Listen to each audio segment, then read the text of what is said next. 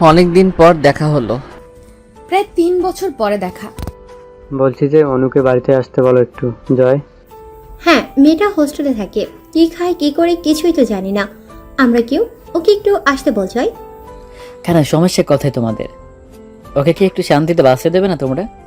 ওর প্রশান্তি তো কেড়ে নিয়েছো আজ থেকে 3 বছর আগেই। আমার বোনটা একটু ভালো আছে, তোমাদের সহ্য হচ্ছে না? শান্ত হও, তুমি রাগারাগি করছো কেন? একটু বোঝার চেষ্টা করো। তুমি চুপ থাকো, একদম এখানে কথা বলবে না। আর হ্যাঁ, কি বলছো?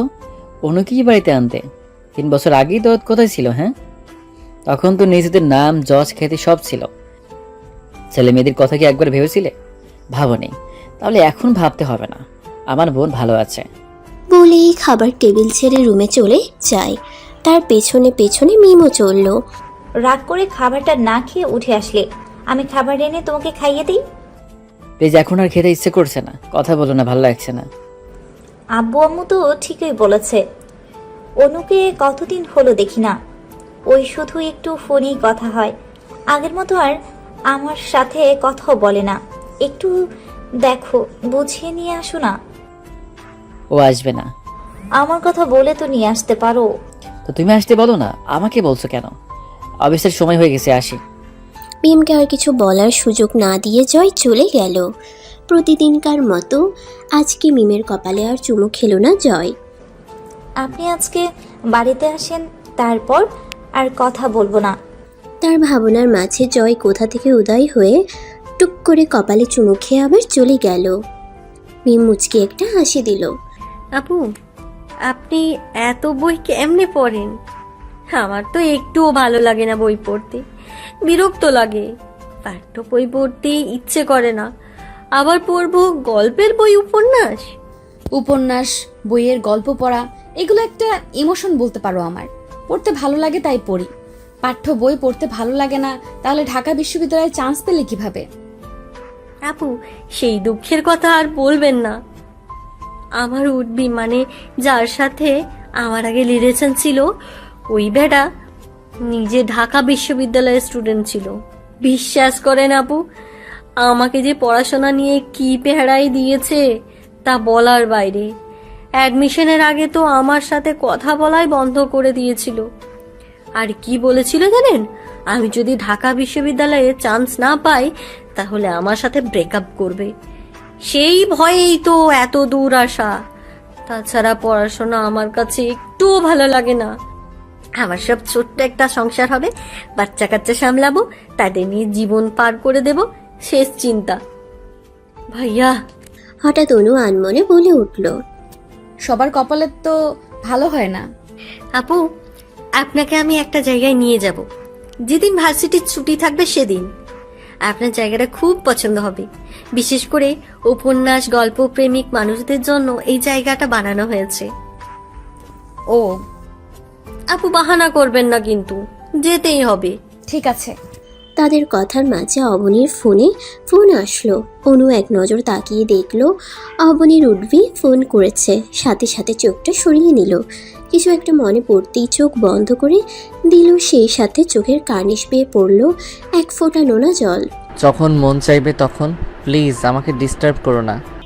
তুই কবে বিয়ে করবি? এভাবে একা একা আর কতদিন যাবে? মা চলে গেছে আজ 1 বছর হলো। মায়ের কত শখ ছিল তোর বিয়েটা দেখে যাবে, তবুও তুই বিয়েটা করলি না। এখনো সেই জায়গায় পড়ে আছিস কেন? কারণ দোষটা তো তার ছিল না, দোষটা তো আমার ছিল। প্লিজ ভাই, বিয়েটা করে নে।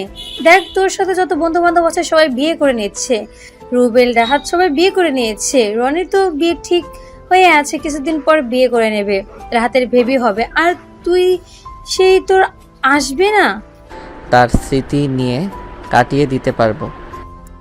এভাবে একা একা থাকা যায় না। মা মরে গিয়েছে, ভালো হয়েছে। বলেই রূপা কান্না করতে লাগলো।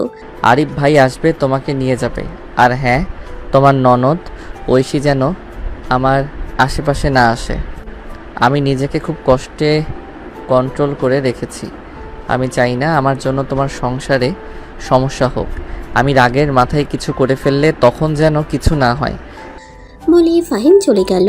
রূপা তার যাওয়ার দিকে তাকিয়ে একটা দীর্ঘশ্বাস ফেলল। আজকে 2টা বছর হলো এই একই কথা বলে যাচ্ছে, তবুও শুনছে না বাহিরে। হঠাৎ কলিং বেল বেজে উঠতেই দরজা খুলে দেখলো আরিফ দাঁড়িয়ে আছে। আমার বাবু আর বাবুর আম্মু কেমন আছে? আলহামদুলিল্লাহ ভালো। আরিফ টুপ করে রূপার 8 মাসের ভরা পেটে ছোট্ট একটা চুমু খেলো, তারপর রুমের ভিতরে প্রবেশ করলো। আজকে শুক্রবার, ভার্সিটিতে ছুটির দিন, পরন্ত বিকেল।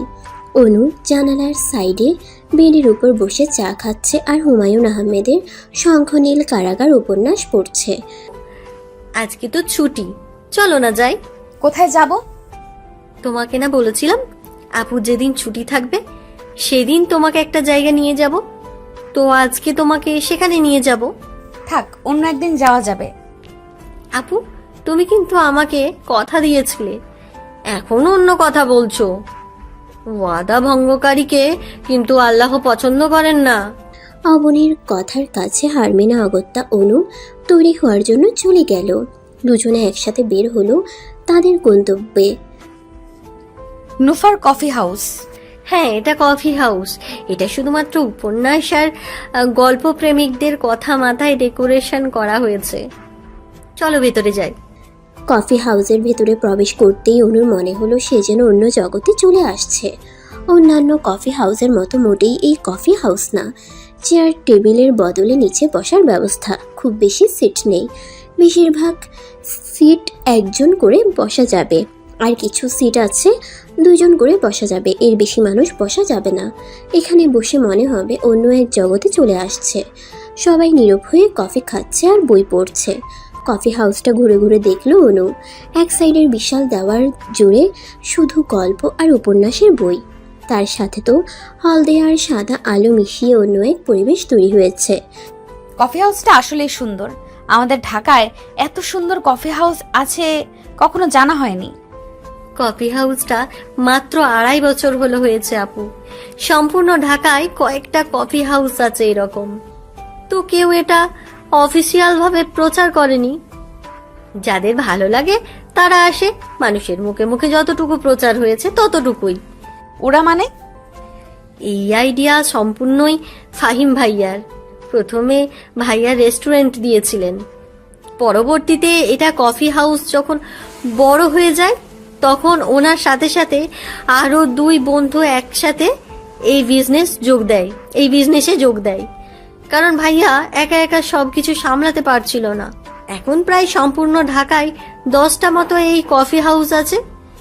আগামী বছর নাকি ঢাকার বাইরে আরো কয়েকটা এরকম কফি হাউস ওপেন করবে। ফাহিম নামটা শুনে তার বুকের মধ্যে ছ্যাদ করে উঠল। তবুও নিজেকে বোঝালো হয়তো অন্য কেউ হতে পারে, একই নাম তো অনেকেরই থাকে। তাদের কথার মাঝে 2টো ছেলে তাদের দিকে এগিয়ে এলো।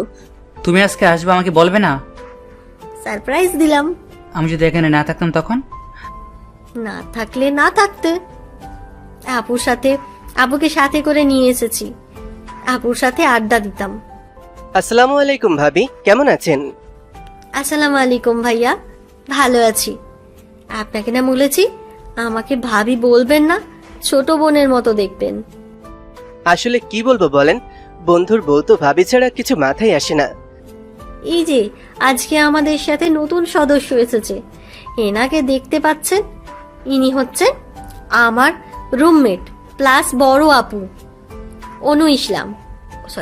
আর আপু ও হচ্ছে রানী, আমার উঠবে। আসসালামু আলাইকুম আপু। ওয়ালাইকুম আসসালাম। কেমন আছেন আপু? এই তো ভাইয়া ভালো আছি। আপু আমাদের ভাইয়া বলবেন না, আপনি তো অবনীর বড় আপু হন, সেক্ষেত্রে আমাদের নাম ধরে রাখতে পারেন। সেটা কেমন করে হয় ভাইয়া? আমি হয়তো আপনাদের সম্পর্কে বড় হতে পারি, কিন্তু বয়সও তো আমার থেকে বড়, তাই আপনি আমাকে নাম ধরেই ডাকতে পারেন। আমি কিছু মনে করব না, আমাকে ছোট বোনের মতো দেখেন তাহলেই হবে। অনুর কথা শুনে রনি আর রাহাত মুচকি হাসলো। আচ্ছা, ফাহিম ভাইয়া কোথায়? তাকে তো দেখছি না। ফাহিম আজকে ঢাকার ভিতরে যতগুলো কফি হাউস আছে আমাদের সবগুলোই দেখতে গেছে। ভাইয়া একা একা সব কাজ করে আর তুমি বসে থাকো। তোমার উর্বি অনেক কাজ করে বুঝছো, আজকে আমার দায়িত্ব এই কফি শপের। তাহলে থাকো তোমরা, আমি আসছি। ঠিক আছে বলেই চলে গেল রাহাত। অবনী জিজ্ঞেস করলো, রাহাত ভাইয়া কোথায় গেল? রাহাত এখান থেকে মিরপুর 10-এ যাবে, তারপরে সেখানে আমাদের কফি হাউসে কিছু কাজ আছে, তারপর বাড়িতে চলে যাবে। এখনো কি বেশি কাজের চাপ দেওয়া হয় না? অন্ত প্রেগনেন্ট, তাই রাহাত সব সময় ওর সাথে থাকে আর আমরা 2জন বাকি সব কাজ সামলাই।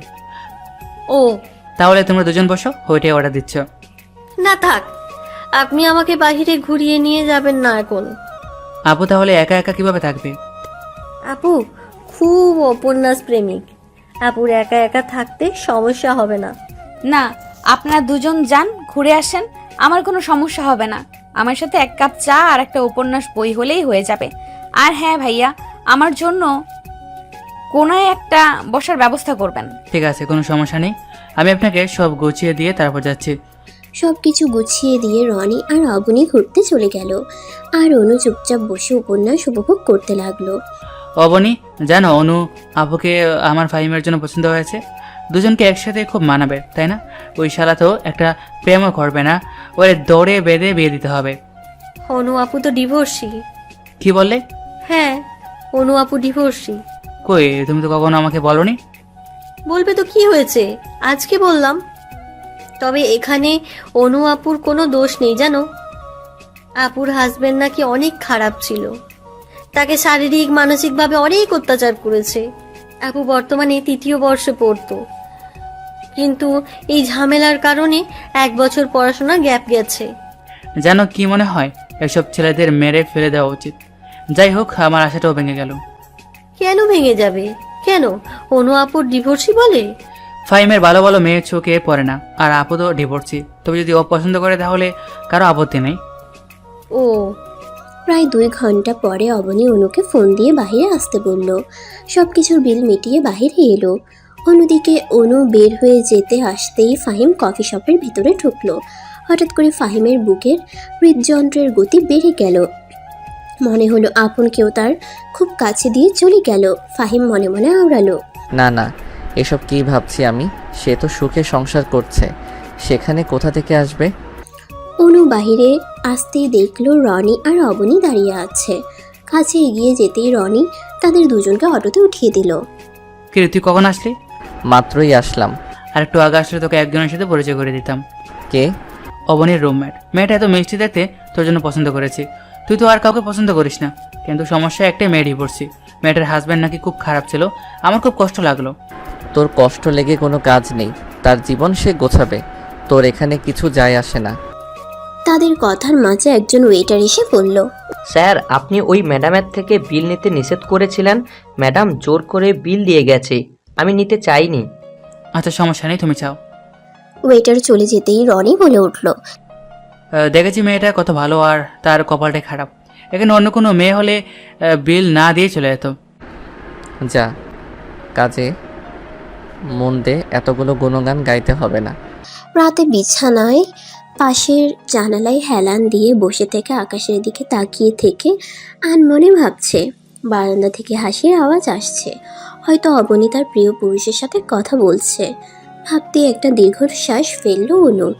আজকে বিকেলে তার কেমন যেন একটা অনুভূতি হয়েছিল কফি হাউস থেকে বের হওয়ার সময়।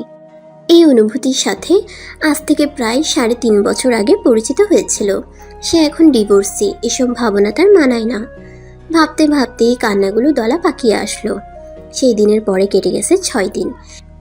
এই 6 দিন সবার ব্যস্ততম দিন কেটেছে। ক্লাস, প্রাইভেট, পড়ানো, নিজের পড়াশোনা সব কিছু নিয়ে দৌড়াদৌড়ি করতেই কখন যে 6টা দিন পার হয়ে গেল বুঝতেই পারল না। আজকে ছুটির দিন, অবনী নেই বলতে মূলত তার একান্ত পুরুষের সাথে ঘুরতে গেছে। কেমন যেন ভালো লাগছে না, তাই মনে হলো একটু বের হবে, একা একা একটু ঘোরাফেরা করবে। যেই ভাবে সেই কাজ। সাদামাটা ভাবে হাতে একটা ব্যাগ নিয়ে বেরিয়ে পড়ল। অনেকক্ষণ হাঁটার পরে মনে হলো একটু কফি হাউস থেকে ঘুরে আসা যাক, মনটা একটু ফ্রেশ হবে। কফি হাউসে গিয়েই সেই দিনের সেখানেই বসে পড়ল। ফাহিমের শরীরটা আজকে খুব একটা বেশি ভালো লাগছে না, তাই ভাবলো আজকেও তো আর কফি হাউসে বসে থাকবে, তারপর বাড়িতে যাবে সন্ধ্যার পরে। কফি হাউসে আসতেই সেদিনের সেই একই রকম অনুভূতি হলো। সেরকম কিছু না ভেবে নিজের জায়গায় গিয়ে বসে পড়ল। সন্ধ্যা হয়ে আসছে দেখে অনু উঠে চলে গেল বিল পেমেন্ট করতে। হোস্টেলে যেতে হবে তো তার। আমার কত টাকা বিল হয়েছে একটু দেখে বলেন তো। চিরপরিচিত কণ্ঠস্বর শুনে ফাহিম চেয়ার ঘুরে সামনে তাকাতেই দুজন দুজনকে দেখে স্ট্যাচু হয়ে গেল। দুজনের চোখে আলাদা অনুভূতি।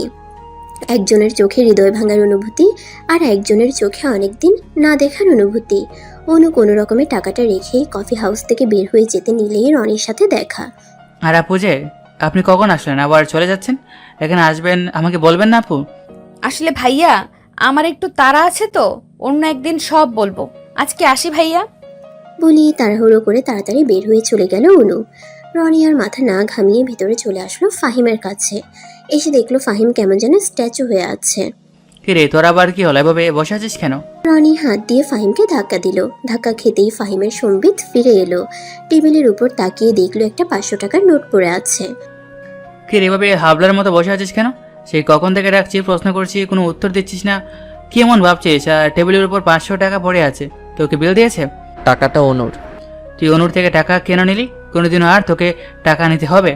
মানে তুই অনুকে চিনিস? একটু আগে বের হয়ে গেলে ওই মেয়েটার কথা বলছিস না? ফাহিম ওপর নিচ মাথা হারালো।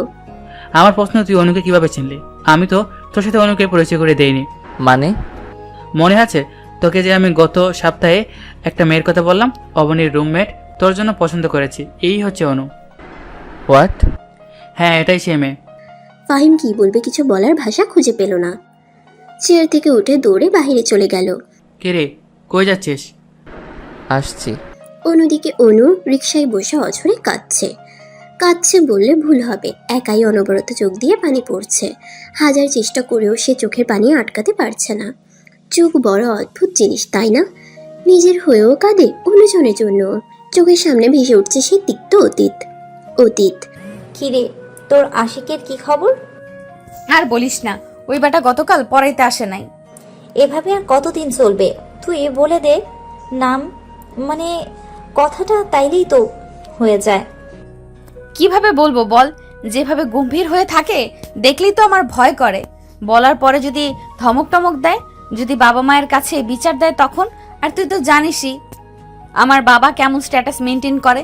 আর যদি জানতে পারে আমি আমার টিউশন স্যারকে ভালোবাসি, তাহলে টিউশন থেকে তো বাদ দিবেই, তার সাথে সাথে তাকে অপমান করবে। এভাবে আর কতদিন চলবে? জানি না, দেখা যাক কি হয়। দেখতেই থাক, যখন দেখবি তোর সামনে যে পাখি ফুরুত করে উড়ে যাবে তখন বুঝবি কেমন লাগে। আচ্ছা থাক, গাড়ি চলে এসেছে, যেতে হবে। বাই। মিম আর অনু দুজনে বেস্ট ফ্রেন্ড। অনু তার বাবা মায়ের একমাত্র মেয়ে, অনেক বড় ঘরের মেয়ে সে। কিন্তু মিম সাধারণ মধ্যবিত্ত পরিবারের একটা মেয়ে। দুজন একই কলেজে পড়াশোনা করে। স্ট্যাটাস আলাদা হলেও দুজনের বন্ধুত্ব খুবই গাঢ়। যে কেউ বলবে এরা হয়তো দুই বোন। সব কথাই সবসময় শেয়ার করে দুজন দুজনের সাথে। বাকি কথা গল্পে জানতে পারবেন। অনু, তাড়াতাড়ি গোসল করে খেয়ে নে, ফাহিম আসবে একটু পরে পড়াইতে। হ্যাঁ মা, খাইয়ে দাও তো, আজকে হাত দেখতে ইচ্ছে করছে না। নিজে হাত দিয়ে খেয়ে নে, আমার অনেক কাজ। প্লিজ প্লিজ প্লিজ মা, একটু খাইয়ে দাও না। কিরে ফকির নিয়ে চিল্লাপাল্লা করতেছিস কেন? ভাইয়া এখন আমি ঝগড়া করার মুডে নেই, সর এখান থেকে যা। এত বড় ডিঙ্গি মেয়ে হয়েছে, বিয়ে দিলে বাচ্চা কাচ্চা হয়ে যাবে, আর এরে এখনো খাইয়ে দিতে হবে? মা দেখো তোমার ছেলে আমার সাথে কেমন করছে, ভালোভাবে বলে দিচ্ছি, আমার সামনে থেকে যেতে বলো। আমার এখান থেকে সব ভালো লাগছে না। কি শুরু করলি জয়? তুই তোর কাজে যা, একটু পরে অনু টিচার আসবে, ওকে ডিস্টার্ব করিস না। মায়ের কথা শুনে অনু মুখ ভেঙচি কাটলো জয়কে। স্যার আপনি 2 দিন আসলেন না কেন? অসুস্থ ছিলাম তাই আসতে পারিনি। পড়া যা দিয়েছি সব কমপ্লিট করেছো? ফাহিমের গম্ভীর কণ্ঠস্বর শুনে অনু আর কিছু বলার সাহস পেল না। জি জি স্যার। কোথাও প্রবলেম হলে বলো, সমাধান করে দিচ্ছি। না স্যার, আপাতত কোনো সমস্যা নেই। ঠিক আছে, তাহলে নতুন পড়া শুরু করো। এভাবেই দিনকাল ভালোই চলছিল। ফাহিম অনুকে নিয়ম করে পড়াতে আসতো, অনুও পড়তো। হাসি ঠাট্টা মজা খুনসুটির মাঝে অনেকদিন পেরিয়ে যায়। কিরে, তোকে দেখি কিছুদিন হলো আনমনে কিছু ভাবিস? না, তেমন কিছু না। আমাকে বল। ভাবছি আর মেসে থাকবো না। বড় আপুর বিয়ের কথা চলছে বললে ভুল হবে, শুধু তারিখটা ঠিক হওয়া বাকি আছে। তাই ভাবছি গ্রামের বাড়ি থেকে নিয়ে আসবো। বাবা নেই, মা আর কতদিন এইভাবে একা একা থাকবে। আরে একটা টিউশনই বেশি করব, সমস্যা কি? কষ্ট তো পরিবারের জন্যই করব। ঢাকা শহরে একটা বাসনে থাকা অনেক খরচের ব্যাপার। যদি দেখ সাহস হয় তাহলে থাকতে পারিস। আন্টি একা একা গ্রামের বাড়িতে আর কতদিন থাকবে? আপু তো হোস্টেলে থাকে। হুম। রাহাতের সাথে ফাহিম আসল কথাই শেয়ার করেনি। সে চায় না তার অনুভূতির কথা অন্য কেউ জানুক। তোমার 4 দিন ছুটি। কেন স্যার? আমার বোনের বিয়ে, তাই গ্রামের বাড়িতে যাব। আমাকে দাওয়াত দিলেন না স্যার? চলে এসো। স্যার, এই বইটার 174 নাম্বার পেজে আমার একটু সমস্যা আছে। আজকে তো একটু বুঝিয়ে দিতে পারবেন? সময় না হলে একটু বুঝিয়ে দিতেন। এখনই বের করে বুঝিয়ে দিচ্ছি। না না স্যার, বুঝিয়ে দিতে হবে না এখন, পরে বুঝিয়ে দিয়েন, আমার কোনো সমস্যা নেই। ফাহিম আর কোনো কথা না বাড়িয়ে চলে যাওয়ার জন্য বের হতেই ড্রয়িং রুম থেকে আকাশ চৌধুরী ডাক দিল। তোমার বেতনটা নিয়ে যাও। জি। অনু পড়াশোনা কেমন করে? যে স্যার, আলহামদুলিল্লাহ ভালোই পড়াশোনা করে। ব্যাপারটা যেন পড়াশোনার মধ্যেই থাকে, এর বাইরে যেন না যায়। জি স্যার, কি বললেন বুঝতে পারলাম না। তুমি এখন আসতে পারো। ফাহিম আকাশ চৌধুরীর কথার মানে কি বুঝেছে, কিন্তু না বোঝার ভান করে বের হয়ে গেল। আকাশ চৌধুরীকে তার কোনো কালেই পছন্দ না। মানুষের টাকা পয়সা থাকলেই তার মন বড়, এটা সম্পূর্ণ মিথ্যে কথা। দেখবেন টাকা পয়সা যাদের আছে তাদের মধ্যে বেশিরভাগ মানুষেরই অহংকার দিয়ে ভর্তি।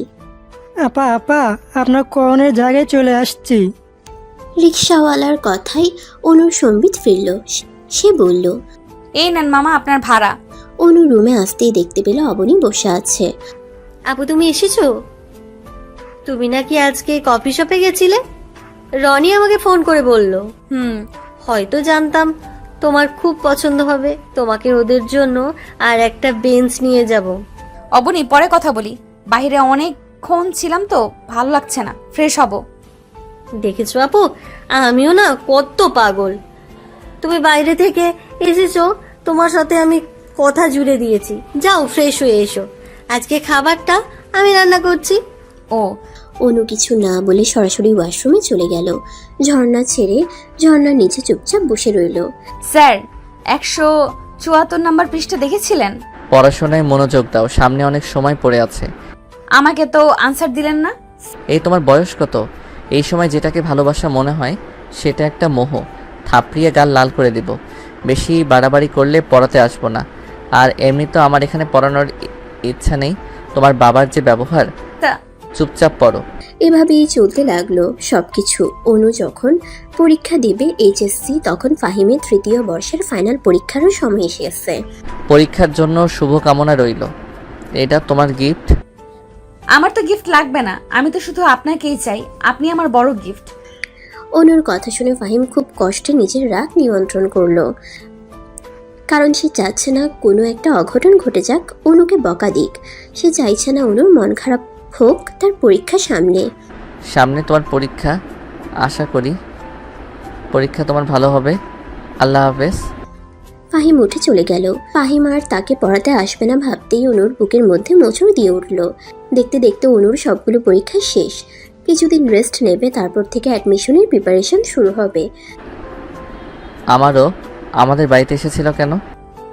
এমনি নাকি ঘুরতে এসেছিল? বল, তোর নাকি স্টুডেন্ট? জানিস মেয়েটা ভারী মিষ্টি, কি সুন্দর করে কথা বলে। এরকম মিষ্টি একটা মেয়ে তোর জন্য বউ করে আনবো। পরের বার থেকে ওকে আসতে নিষেধ করে দেবে, ও যেন আমাদের বাড়িতে না আসে। বলেই রুমে চলে গেল ফাহিম। শাইলা খান ছেলের ভাবক্ষতি কিছু বুঝতে পারল না। কোথায় গিয়েছিলে? বাবার প্রশ্ন শুনে অনুর বুকের ভিতরে ধুপ করে উঠল। তার বাবা কি কিছু জেনে গেল? আসলে বাবা, একটু ঘুরতে গিয়েছিলাম বাহিরে। আমাকে মিথ্যা বলো, তুমি ছোট লোকের বাড়িতে কেন গিয়েছিলে? ওর সাথে তো তোমার কোনো সম্পর্ক নেই। কোন সম্পর্কের ভিত্তিতে গিয়েছিলে? বাবা, কাকে তুমি ছোট লোক বলছো? মেয়েটা তোমার কারণে বিগড়ে গেছে, বাবার মুখে মুখে তর্ক করে। ওকে সাবধান হতে বলো। তুমি ঠিক কি বোঝাতে চাইছো বাবা? তুমি অনেক বড় হয়ে গেছো। আর কোনো কথা না বলে আকাশ চৌধুরী নিজের রুমে চলে গেল। মিলি চৌধুরী কিছুই বুঝলো না। শাড়িটা পরিনে তো। কিসের জন্য শাড়ি? এখন আমার শাড়ি পরতে ইচ্ছে করছে না মা। বেশি প্রশ্ন না করে শাড়ি পরাও। না, আমি শাড়ি পরতে পারবো না, আমার ভালো লাগছে না। সরো তো এখান থেকে, যেখানে ঘুরতে যাবার তোমরা যাও, আমি যাব না। তোমাকে আমি শাড়ি পরতে বলেছি অনু, শাড়িটা পরে নাও। আমি যেন একটু পরে রুমে এসে দেখতে পারি তুমি শাড়ি পরেছ। তার মা কোনো কথা শুনলো না দেখে অগত্যা তাকে শাড়ি পরতে হলো। একটু পরেই মিলি চৌধুরী তাকে নিয়ে ড্রয়িং রুমের একটা সোফায় বসিয়ে দিল। হঠাৎ এক ভদ্রমহিলা বলে উঠল, বাহ বাহ, মেয়ে তো মাশাআল্লাহ দেখতে খুবই সুন্দর। মেয়ে তো আমাদের পছন্দ হয়েছে আকাশ সাহেব। কি বলো নিশানের বাবা? হ্যাঁ আকাশ সাহেব, আপনার মেয়ে তো মাশাআল্লাহ দেখতে খুবই সুন্দর। মেয়ে তো আমাদের পছন্দ হয়েছে। নিশান কি বলো, আজকেই তাহলে আংটিটা পরিয়ে রাখি? না বাবা, আমার কোনো আপত্তি নেই। এতক্ষণ নিশানের চাহনি দেখে অনুর কেমন যেন ফিল হচ্ছিল। মনে হচ্ছিল তাকে মনে হয় কেউ ধর্ষণ করছে। ধর্ষণ যে শুধু শারীরিকভাবে করা যায় এমনটা না, ধর্ষণ চোখ দিয়েও করা যায়। সেই সাথে সবার কথাবার্তা শুনে অনুর মাথা ঘুরে উঠল। কি হচ্ছে? তার বিয়ে, আংটি পরিয়ে রেখে যাবে? তাকে কেউ জানানোর প্রয়োজন মনে করলো না? সবকিছু ভাবতেই তার শরীর কেমন যেন অবশ হয়ে আসছে। এইসব ভাবতে ভাবতেই হঠাৎ তার হাতে কারোর শীতল স্পর্শ পেয়ে চমকে সামনে তাকালো। দেখলো নিশান তাকে আংটি পরিয়ে দিচ্ছে। আংটি পরিয়ে দেওয়ার পর তার হাতটা কেমন করে যেন স্পর্শ করছে। আর আমরা মেয়েরা সেই স্পর্শকে ব্যাকটাচ বলে থাকি। অনু এক ঝাটকায় হাত ছাড়িয়ে নিয়ে উঠে দাঁড়ালো। আমি রুমে যাব। ওকে রুমে নিয়ে যান বিয়ান, মেয়েটা মনে হয় লজ্জা পাচ্ছে। আরিফা জাহানের কথা শুনে মিলি চৌধুরী তাকে রুমে নিয়ে গেল। বেশ কিছু সময় পরে তারা সকলে যখন বাড়ি চলে গেল, তাদের বিদায় দেওয়ার জন্য মিলি চৌধুরী অনুকে অনেকবার ডাকলো ঘর থেকে বের হওয়ার জন্য, কিন্তু সে দরজা বন্ধ করে বসে রইল। আকাশ চৌধুরী রেগে গেলেও কিছু বলল না মানুষের সামনে। তারা বাড়ি থেকে বের হয়ে যেতেই আকাশ চৌধুরী অনুর রুমে এসে জোরে জোরে দরজা ধাক্কাতে লাগলো। অনু দরজা খুলে দিতেই আকাশ চৌধুরী ঠাস করে তার গালে চড় লাগিয়ে দিল। এই মেয়ে, ওরা চলে গেলে তোকে কতবার ডাকা হলো, তুই গেলি না কেন? বেশি বার বেড়ে গেছো তাই না? বাবা ভদ্রভাবে কথা বলো, আর তুমি ওর গায়ে হাত তুলছো কেন? তুমি চুপ থাকো। আমি এই বিয়ে করব না বাবা, ওই ছেলেটাকে আমার পছন্দ হয়নি। তাহলে তোমার কাকে পছন্দ? ওই ছোট লোকের বাচ্চাকে যে 2 টাকার জন্য হাত পাতে? কাকে তুমি ছোট লোক বলছো? আমি তাকে ভালোবাসি, সে পরিশ্রম করে টাকা ইনকাম করে। এই টাকার হক আছে, তার আছে। আমি আগেই সব বুঝতে পেরেছিলাম, সেই কারণে নিশানের সাথে তোমার বিয়ে ঠিক করেছি। আমি এই বিয়ে করব না, করব না, করব না। তুই করবি না, তোর 14 গোষ্ঠী করবে বলে অনুকে আরো একটা চড় মারলো। কি করছো কি তুমি? ও ছোট মানুষ, ভুল একটা করে ফেলছে, তাই বলে এভাবে মারবে? মিলি চৌধুরী এমন কথা শুনে আকাশ চৌধুরী নিজের রাগ নিয়ন্ত্রণ করতে না পেরে মিলি চৌধুরীকে চড় বসিয়ে দিল। তার এমন কাণ্ডে সকলেই হতবাক। ওর বিয়ে নিশানের সাথেই হবে। আমি এই বিয়ে করব না, করব না, করব না। আমার বোন যখন বলেছে এই বিয়েও করবে না, তাহলে তুমি কিছুতে জোর করে ওকে বিয়ে দিতে পারবে না আমি থাকতে। কামাই করার মুরুদ নেই, বাপের টাকায় বসে আরামাইশ করে খাওয়া দাওয়া করছো, আবার বড় বড় লেকচার দাও। বিলাসবহুল জীবনযাপন করছো আমার টাকায়, আবার আমাকেই হুমকি দাও। বলেই আকাশ চৌধুরী চলে গেল। অন্যদিকে কান্না করতে করতে বিছানায় বসে পড়ল। মিলি চৌধুরীও রুম থেকে বেরিয়ে গেল। মরে গেলেও করব না। ভাইয়া তুই বাবাকে বোঝা না, এই বিয়েটা আমি করতে পারবো না। আমি ফাহিমকে খুব ভালোবাসি ভাইয়া, ওকে ছাড়া আমি মরে যাব। তোর ভাই থার কি তোর কোনো চিন্তা নেই? বিশ্বাস কর, আমি আমার সর্বোচ্চ চেষ্টা করব। এখন কান্না থামা। জয়ের কথায় অনু কান্না দিয়ে থামিয়ে দিল। জয়, কিসের জন্য ডেকেছিলে? কি এমন জরুরি কথা? দেখেন ভাইয়া, আমি সরাসরি কথা বলতে পছন্দ করি। আমার বোনকে বাড়ি থেকে এগিয়ে যাওয়ার জন্য ছেলে দেখা হয়েছে, কিন্তু আমার বোন আপনাকে ভালোবাসে। আমি ভাই হিসেবে চাইবো যেন আমার বোন কোনো কষ্ট না পায়। জয়ের কথা শুনে ফাহিমের বুকের ভিতর ধুপ করে উঠল। অনুর বিয়ে ঠিক হয়ে গেছে? কিভাবে? ফাহিম নিজেকে শান্ত করে বলল, বিয়ে ঠিক হয়েছে, ভালো কথা। তোমার বোনকে বিয়ে করে নিতে বলো, আর তোমার বাবা এটা কখনোই মানবে না। আমার বাবা মানলো কি না মানলো সেটা আমি জানি না, আমি শুধু জানি আপনি আমার বোনকে বিয়ে করবেন যে কোনো মূল্যে। দেখো, ভালো করে ভেবে দেখো সব কিছু। আমি পরিবারের রহমতে বিয়ে করতে পারবো না। তোমার বোন ছোট মানুষ, কিছুদিন পরে তার অনুভূতিগুলো ফিটে হয়ে যাবে। তোমাদের মতো ভালো লাইফস্টাইল তোমার বোনকে আমি দিতে পারবো না। আমার কাছে উঁচু নিচু বড় কথা নয়, আপনি শুধু আমাকে এতটুকুই বলেন, আপনি কি আমার বোনকে ভালোবাসেন? ভালোবাসি কি না জানি না, তবে হয়তো অনুভূতি আছে। তাহলে আমাকে কথা দিন, আমার বোনকে বিয়ে করবেন। কথা দিলাম। ভাইয়া বাবা এগুলো কি বলছে? আমার নাকি আগামীকালই বিয়ে। ভাইয়া আমি মরে যাব। বুড়ি কান্না করে না, তোর ভাই আছে না, আমি ফাহিমের সাথে কথা বলেছি। ফাহিম ভাই তোকে বিয়ে করতে রাজি হয়েছে। কালকে পার্লার থেকে আসার সময় আমি তোকে পালাতে সাহায্য করব। সব কিছু নিয়ে রেডি হয়ে থাকিস। অনু উপর নিচ মাথা নাড়ালো। আম্মা দেখো তো কে এসেছে। কখন থেকে কলিং বেল বাজাচ্ছে? আমি ওয়াশরুমে। শাইলা খান দরজা খুলে দিতেই সামনে অনুকে বধূ রূপে দেখে সে অবাক। তুমি এখানে এই সময় তাও বউ সাজে? আন্টি স্যার কোথায়? মা, কে এসেছে? বলি সামনে তাকাতেই দেখলো অনু দাঁড়িয়ে আছে বধূ বেশে। এভাবে বসে যে কেন দাঁড়িয়ে আছো? কোথা থেকে এসেছো? আমাকে বিয়ে করবে? বাট তোমার মাথা ঠিক আছে? Are you mad? যাও, বাড়িতে যাও। আমি আপনাকে ভালোবাসি। আমি আপনাকে ছাড়া কাউকে বিয়ে করব না। প্লিজ আমাকে বিয়ে করে নিন। আমাকে বাসা থেকে জোর করে বিয়ে দিয়ে দিবেন, তা না হলে। এভাবে বললেই বিয়ে করা যায় না। আপনি আমার ভাইয়াকে কথা দিয়েছেন যে আপনি আমাকে বিয়ে করবেন, তাহলে কেন কথা রাখছেন না? এমন সময় সেখানে উপস্থিত হলো আকাশ চৌধুরী। আমি জানতাম এই ছোট লোকের বাচ্চার বাড়িতে এসেছিস, চল আমার সাথে। আর কিছুক্ষণ পর বরযাত্রী চলে আসবে। বাবা প্লিজ, আমি ওকে ছাড়া মরে যাব। বাবা প্লিজ বাবা। তুই আমার সাথে যাবি না মানে? এখনই যাবি? অনু দৌড়ে গিয়ে ফাহিমকে ঝাপটে ধরলো। প্লিজ ফাহিম, আমাকে বাঁচাও প্লিজ, আমি মরে যাব প্লিজ। চিৎকার করে আকুতি ভরা কণ্ঠে কাঁদতে লাগলো। তোর এত বড় স্পর্ধা, আমার সামনে অন্য ছেলেকে জড়িয়ে ধরে থাকিস, আর তুই আমার মেয়েকে ভালোবাসার জালে ফাঁসিয়েছিস। মুখ সামলে কথা বলবেন। আমি আপনার মেয়েকে ফাঁসাইনি। আপনার মেয়ে নিজ থেকে আমার কাছে এসেছে, না আমি তাকে এখানে আসতে বলেছি। আপনি আপনার মেয়েকে নিয়ে যেতে পারেন। আকাশ চৌধুরী অনুর হাত ধরে টেনে নিয়ে যেতে লাগলো। অন্যদিকে অনু ফাহিমের পা ধরে চিৎকার করে কান্না করছে। এই যেন হৃদয় বিদারক এক বিচ্ছেদ। ফাহিম সেভাবেই শক্ত হয়ে দাঁড়িয়ে রইল। একসময় অনুকে টানতে টানতে নিয়ে আকাশ চৌধুরী বাড়ি থেকে বের হয়ে গেল। বাড়িতে নিয়ে এসে অনুকে তার ঘরে আটকে রাখলো। জয় হাজার চেষ্টা করেও কিছুই করতে পারেনি তার বোনের জন্য। সেদিন সে ছিল অসহায়। অবশেষে তাকে বিয়ে দেওয়া হয় বড় ঘরের ছেলে নিশানের সাথে। এখানে জিতে যায় একটা পরিবারের জেদ, সেই সাথে শেষ হয়ে যায় একটা মেয়ের জীবনের সকল খুশি সুখ সব কিছু। হেরে যায় একটা মেয়ের ভালোবাসা। আপু, আপু, সেই কখন থেকে তুমি গোসল করছো? ঠান্ডা লেগে জ্বর আসবে তো। আপু বের হও। অবনী ডাকে অনু আশ্রম থেকে বের হয়ে আসলো।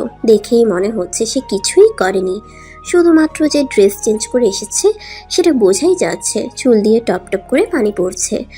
চুলের পানিতে পিঠ থেকে কোমরের সম্পূর্ণ অংশ ভিজে গেছে জামার। একে আপু তুমি এভাবে বের হয়েছে কেন? ঠান্ডা লাগবে তো। যাও ভালো করে চুলগুলো মুছে এসো। খাবার বাড়ছি, খাবার খাবে? আপু তোমার কি হয়েছে বলো তো? কখন থেকে দেখছি এভাবে আনমনা হয়ে আছো, কি হয়েছে? তুমি কি কোনো বিষয় নিয়ে চিন্তিত? তোমাকে দেখেও যেন কেমন লাগছে। কই না তো, কিছুই হয়নি। আমার না খেতে ইচ্ছে করছে না। তুমি খাবার খেয়ে ঘুমিয়ে পড়ো। আমাকে ঘুমিয়ে পড়বো, ভালো লাগছে না। আপু মাথাটা ভালো করে মুছে নিও। অনু নিজের বেড সাইডের টেবিলে নিজের ড্রয়ারে রাখা ঘুমের ওষুধ থেকে দুটো ওষুধ খেয়ে নিল। তারপর সেভাবেই বিছানায় গা এলিয়ে দিল। তার একটু শান্তির ঘুম প্রয়োজন, একটু শান্তি প্রয়োজন। শুধু আজকে না, বিগত 3 বছর ধরেই সে ঘুমের ওষুধ খায়। অতিরিক্ত ডিপ্রেশন, রাতে ঘুম না হওয়া, বিভিন্ন কারণে জয় তাকে ডাক্তারের কাছে নিয়ে যায়। প্রতি রাতে একটা করে ঘুমের ওষুধ দিয়েছে। সেই থেকে প্রতিদিন সে ঘুমের ওষুধ খাওয়া হয়। বউ তার ঠিকমতো ঘুম হয় না রাতে। আজকে একটু তার শান্তিতে ঘুম প্রয়োজন, তাই দুটো ঘুমের ওষুধ একসাথে খেয়ে নিয়েছে। অন্যদিকে ফাহিম তার নিজের ফ্ল্যাটে প্রবেশ করলো। ফ্ল্যাটটা দেখতে খুবই সুন্দর। সে নিজের হাতে সাজিয়েছে নিজের মতো করে। ফ্ল্যাটটা কিনেছে খুব বেশি দিন হয়নি, হয়তো 2-3 মাস হলো। তার মা মারা যাওয়ার 1 বছর পরে এই ফ্ল্যাটটা কিনেছে। চারিদিকে চোখ বুলিয়ে একটা দীর্ঘশ্বাস ফেলল। এত কিছু থেকে কেউ কিছু জানা নেই, কেমন যেন সব ফাঁকা ফাঁকা। হঠাৎ করে আজকে তার মনে হচ্ছে, কেন আগে তো কখনো এমন হয়নি। মনে হচ্ছে তার জীবনে তাকে খুব প্রয়োজন, খুব করে প্রয়োজন। সব কিছু কেমন যেন অগোছালো, তার জীবনটাকে গোছানো প্রয়োজন। ভাবতে ভাবতেই বিছানায় গায়ে দিয়ে দিল। আজকে আর খেতে ইচ্ছে করছে না, শরীরটা খুব ক্লান্ত, সেই সাথে মনটাও। খাবার গরম করতে ইচ্ছে করছে না। বিছানায় গা এলিয়ে দিয়ে চোখ বন্ধ করতেই আজ থেকে প্রায় 3.5 বছর আগে স্মৃতি চোখের সামনে ভেসে উঠল। সেদিন অনুকে নিয়ে যাওয়ার পর ফাহিম সম্পূর্ণ একটা রাত দরজা বন্ধ করেছিল। মা, আমার ভালো লাগছে না, খেতে ইচ্ছা করছে না, তুমি খেয়ে নাও। এরকম করলে কি হবে? খেয়ে বাবা, কি হয়েছে মাকে বলবি না? মা, তোমার কোলে একটু মাথা রাখি। কিছু বলার সুযোগ না দিয়েই ফাহিম তার মায়ের কোলে মাথা রাখলো। মেয়েটাকে ভালোবাসিস? মা আমি আমার অনুভূতির কথা কাউকে বোঝাতে পারছি না, আমার কষ্ট কাউকে বোঝাতে পারছি না। মা আমার বুকটা মনে হয় কেউ ছিন্ন বিচ্ছিন্ন করে দিয়েছে। মনে হচ্ছে আমার থেকে কেউ কিছু ছিনিয়ে নিয়েছে। শখের জিনিস মা, আমার এমন লাগছে কেন? মনে হচ্ছে দম বন্ধ হয়ে আমি মারা যাব। ও মা, আমি আমার অনুভূতিটা কাউকে বোঝাতে পারি না কেন, কাউকে বলতে পারি না কেন? কাউকে ভালোবাসলে সেটা বলতে হয়, নিজের ভালোবাসাকে আগলে রাখতে হয়। মেয়েটা বিয়ের আসর থেকে তোর কাছে ছুটে এসেছিল, তুই তাকে ফিরিয়ে দিলি। তুই চাইলেই ভালোবাসার মানুষটাকে আগলে রাখতে পারতি। সময় এখন খারাপ হচ্ছে, পরবর্তীতে ভালো সময় আসবে, কিন্তু ভালোবাসার মানুষ জীবন থেকে হারিয়ে গেলে আর কখনো ফিরে আসবে না। মা আমি তার যোগ্য হওয়ার জন্য চেষ্টা করেছিলাম। ওর বাবা কখনোই আমাকে মেনে নিত না। ওর বাবার অহংকার, স্ট্যাটাস, এই সব কিছু কি বড় করে দেখে মা আমি কেন নিজেকে ওর মতো করে তৈরি করতে পারলাম না? তারা আমাকে আরেকটু সময় দিল না কেন মা? মা আমার না খুব কষ্ট হচ্ছে। কোথায় শান্তি পাবো একটু বলবে? মনে হচ্ছে দম বন্ধ হয়ে মারা যাব।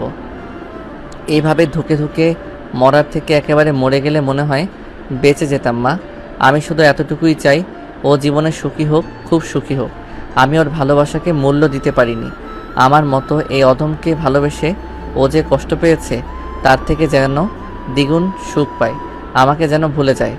শায়লা খান আঁচলে মুখ বুঝে কান্না করতে লাগলো। ফাহিম বরাবরই অন্তর্মুখী স্বভাবের, সহজে কারোর সাথে মিশতে পারে না।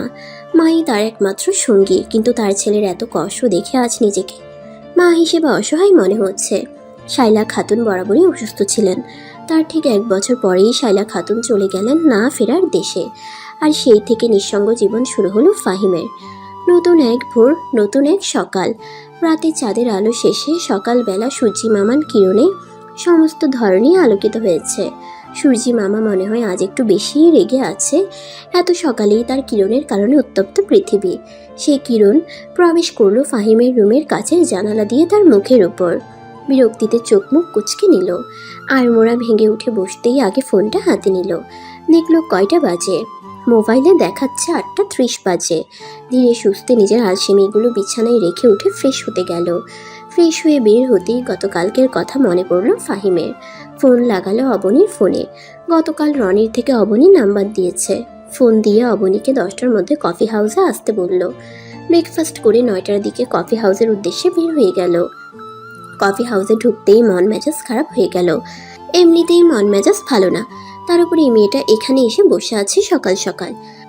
ফাহিম এসেছো? তোমার জন্য অপেক্ষা করছিলাম। কতবার বলবো তোমাকে আমি তোমার বড় আমাকে ভাইয়া বলে ডাকবে, আমি আপনি করে ডাকবে। তুমি আমার কোন জন্মের ভাই লাগো? তুমি তো আমার। বলি ফাহিমের গায়ে ঢলে পড়তে চাইলো। ফাহিমের ঝটকায় তার সাইড থেকে সরে এলো। বেচারি পড়ে যেতে নিলেও নিজেকে সামলে নিল। আসলে আমার একটু দরকার ছিল টিএসসির ওই দিকে, তো ভাবি আমাকে একা একা যেতে নিষেধ করেছে, আপনাকে সাথে করে নিয়ে যেতে বলেছে। আমার এখন অনেক কাজ, আমি যেতে পারবো না। তাই আপনি আপনার কোনো বান্ধবীকে নিয়ে চলে যান, যদি একা খুব বেশি অসুবিধা হয়। প্লিজ একটু চলো না। বলেছি না, বের হন এখান থেকে। আমি এখানে কোনো সিন ক্রিয়েট করতে চাচ্ছি না। নাও লিভ। ফাহিমের রাগান্বিত চেহারা দেখে ঐশী আর কিছু বলার সাহস পেল না। সে চুপচাপ করে সেখান থেকে বের হয়ে গেল। কি রে, এই মেয়েটা সকাল সকাল এখানে কি করছে? আজ তো একটা গায়ে পড়া টাইপের মেয়ে, এ দেখলেই আমার রাগ ওঠে। কথা বলিস না তো। সরি, এখান থেকে এমনিতেই মন মেজাজ খারাপ, তারপর এই মেয়ে সকাল সকালে এসে মন মেজাজ আরও খারাপ করে দিল। আজকের দিনটাই মনে হয় কুফা যাবে আমার। আরে রেগে যাচ্ছিস কেন? কত চলে গেছে। তুই নাকি আপনি কি আসতে বলেছিস? কেন? অবনী আসুক, তারপরে দেখতে পাবি কিসের জন্য আসতে বলেছি। এখন যা কাজ কর। বেচারা রনি আর বেশি ঘাটালো না। গতকাল থেকেই দেখছে ফাহিমের মন মেজাজ খারাপ, তাই সে নিজের কাজে চলে গেল। ভাইয়া আসবো? হ্যাঁ ভেতরে এসো, তোমার জন্য অপেক্ষা করছিলাম। অবনী দেখলো রনিও ফাহিমের সাথে বসে আছে রুমে। রুম বললে ভুল হবে, এটা তাদের ছোটখাটো একটা অফিস রুম। অবনীকে রনির পাশে বসলো। জি ভাইয়া বলেন, কি বলবেন? কি কারণে এত জরুরি ভাবে ডাকলেন? অনুকে তুমি কতদিন ধরে চেনো? আপুকে 1.5 বছর হলো চিনি। এতদিন হলো চেনো? ওই কখনো তো বলনি। আসলে ওইভাবে পরিচিত হয়ে উঠিনি, যার কারণে বলা হয়নি। আমি যখনই অ্যাডমিশন দিতে আসি এখানে, তখন এই হোস্টেলে উঠি আপুর রুমে। তখন তো পড়াশোনা নিয়ে খুব ব্যস্ত ছিলাম, তাই আপুর সাথে তেমন কথা হতো না। তারপরে পরীক্ষা শেষে বাসায় চলে গেলাম, ঢাকার থেকে চান্স এলো, তখন আবার চলে আসলাম। এর মধ্যে খোঁজ নিয়ে দেখি আপুর রুম খালি আছে। ভাবলাম আগে থেকে একটু চেনা জানা, তাহলে সেখানে উঠি। আবার যেখানে উঠে পড়লাম, আবার সেখানে উঠে পড়লাম। এরপরে খুব বেশি কথা হয়নি আপুর সাথে। আপু সবসময় নীরব হয়ে থাকতো, নিজের মতো করে থাকতো। আমারও ভয় লাগতো, তাই তেমনটা মিশতাম না। এই টুকটাক কথা যেমন তেমনটাই হতো। এভাবে আরো 6 মাস কেটে গেল। তারপর আপনি হয়তো জানেন, একদিন আমার খুব জ্বর এসেছিল। রনি হয়তো আপনাকে বলেছে, সেদিন রাতে আপু সারা রাত আমার যত্ন করেছে। সেই থেকে আপুর সাথে আমার ধীরে ধীরে ভালো একটা সম্পর্ক গড়ে উঠেছে। তারপরে এখানে নিয়ে আসলাম সবার সাথে পরিচয় করিয়ে দেওয়ার জন্য। তুমি জানলে কিভাবে অনুর ডিভোর্স হয়ে গেছে? আপু যেটি বলছি, এটা আমি জানতাম না। আমি তো ভেবেছিলাম আপু অবিবাহিত, পড়াশোনার জন্য মনে হয় হোস্টেলে থাকে। একদিন হঠাৎ করে আমি আর আপু বের হয়েছিলাম। একটা ছেলে আপুকে ডিভোর্সি বলে। ছেলেটা ছিল আপুর এক্স হাজবেন্ড। সেই দিনই আমি জানতে পারি আপু ডিভোর্সি।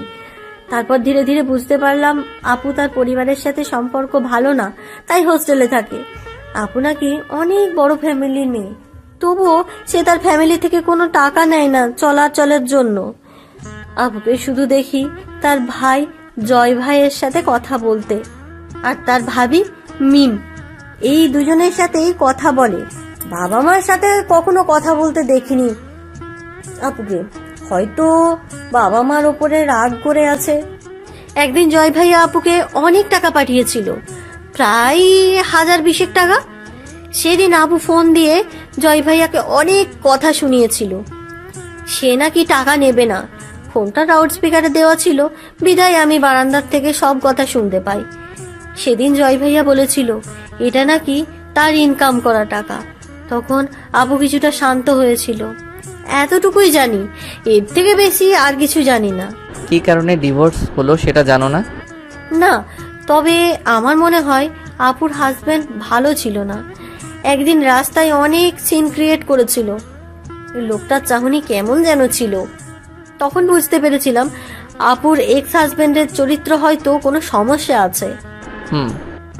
আমি একটা প্রশ্ন করি ভাইয়া? করো। আমি তো আপনাকে কখনো আপুর সম্পর্কে কিচ্ছু বলিনি, তাহলে আপুকে আপনি কি চেনেন আগে থেকে? অবনীর কথায় ফাহিম নির্দ্বিধায় উত্তর দিল, বলতে পারো তোমার আপু আমার প্রাণ ছিল। তোমরা যেটা ভেবেছো তাই হয়তো হবে।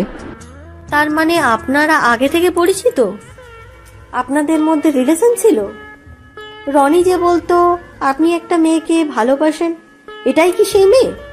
তবে আমাদের মধ্যে কোনো প্রেম ছিল না। মানে? তোমার ছোট মাথায় এসব ঢুকবে না। তুমি আনন্দ করতে থাকো, তাহলেই হবে।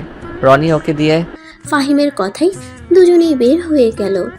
একবার হারিয়ে ফেলেছি, দ্বিতীয়বার আর তোমাকে রাতে দেব না। আজকেই জয়ের সাথে দেখা করব। জয় আমাকে সব ইনফরমেশন দিতে পারবে। কিছু একটা ভাবতেই ফাহিম মনে মনে নিজেকে প্রশ্ন করলো, অনু কি মেনে নেবে সব? কেন মেনে নেবে না? তাকে আমি মানিয়ে নেব। আমার রুমে এসো ঐশী, তোমার সাথে কথা আছে। ভাবি দাঁড়াও, বাইরে থেকে এসেছি, ফ্রেশ হয়ে তারপর তোমার কাছে আসি, তুমি একটু ওয়েট করো। বলে ঐশী তার রুমে চলে গেল ফ্রেশ হতে। হ্যাঁ ভাবি বলো, কি বলতে চেয়েছিলে?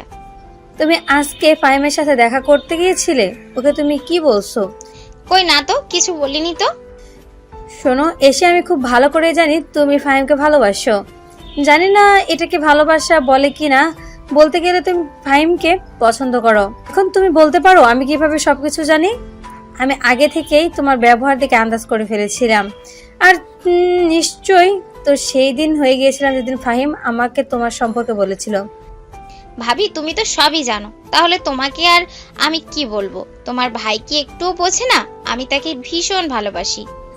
দেখে এসে তুমি কিন্তু সবই জানো আমার ভাই তোমাকে পছন্দ করে না। ও কাউকে বিয়ে করার মতামতেই নেই। আমাকে না করে দিয়েছে তুমি যেন আমাকে ডিস্টার্ব না করো। এতেও খুব বিরক্ত হয়। ভাবি তুমি ভেবো না তো, ওইসব নিয়ে ভেবো না তো। তোমার ভাইকে কি করে হ্যান্ডেল করতে হয় সেটা আমি খুব ভালো করেই জানি। বলেই ঐশী রুম থেকে চলে গেল। স্যার আপনার সাথে কে যেন দেখা করতে আসছে, কিন্তু অ্যাপয়েন্টমেন্ট লেটার নিয়ে আসেনি।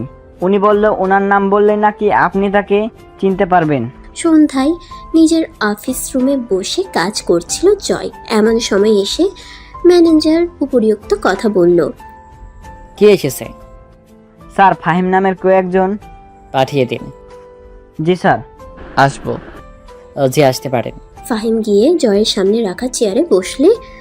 জি বলেন, এত বছর পরে আপনার কেন মনে হলো যে দেখা করা দরকার? আসলে অনুর ব্যাপারে কিছু কথা বলতে আসছিলাম। হঠাৎ করে আমাদের বোনের উপর এত দরদ কোথা থেকে আসলো? আমি আমার বোনের সম্পর্কে কোনো কিছু বলতে ইচ্ছুক নই, আপনি আসতে পারেন। দেখো, আমি জানি তুমি আমার উপর রেগে আছো। মাঝে মাঝে আমাদের সবার পরিস্থিতির শিকার হতে হয়, সেটা তো জানো। আমি মানছি আমি তোমাকে কথা দিয়ে কথা রাখতে পারিনি, কিন্তু প্লিজ আমাকে তুমি অনু সম্পর্কে সব বলো। অনুর কেন ডিভোর্স হলো? আমি আমার বোনের সম্পর্কে কোনো কথা বলতে চাই না, ও জানলেই আমার সাথে রাগ করবে। এখানে শুধু আমি আর তুমি আছি, আমাদের মাঝে কোনো তৃতীয় ব্যক্তি নেই, তাই তুমি আর আমি ছাড়া এই কথা অন্য কেউ কখনোই জানবে না, যদি তুমি বা আমি কাউকে না বলি। জয় একটা দীর্ঘশ্বাস ছেড়ে বলতে আরম্ভ করলো। সেই দিন যখন আপনাদের বাড়ি থেকে আমার বোনকে নিয়ে যাওয়া হয়, তারপর থেকে কেমন যেন পাথরের মতো হয়ে যায়।